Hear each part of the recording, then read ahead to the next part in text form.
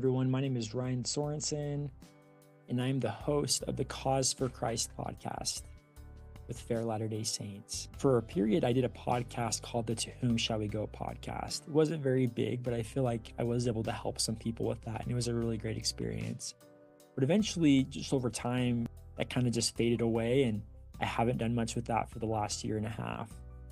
Well, in the spring, Fair reached out to me about doing this podcast, and I was excited for the opportunity. When I prayed about the topic, I felt like the Cause for Christ would be a good name for it, because the purpose of this really is to point people to Christ. Just a few of the goals that I have for the podcast, I want to just name those off real quick. Overall, the overall goal is point people to Christ, but how I'm hoping we can do that is by being a faithful resource for people investigating the church.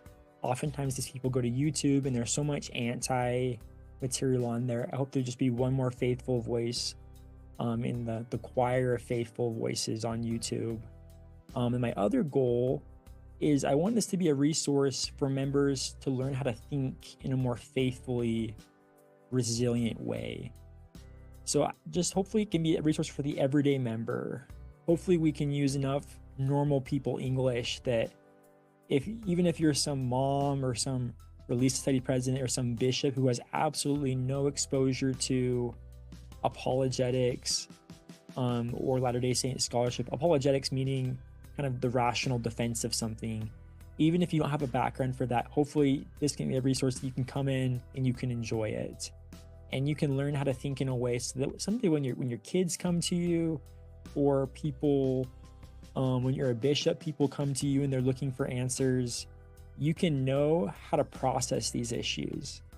And you can perhaps know the answers beforehand or know where you can find the answers. I think a lot of good members of church have these very bad assumptions.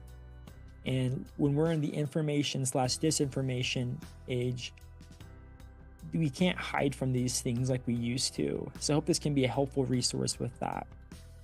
But overall, I just want to point people to Jesus.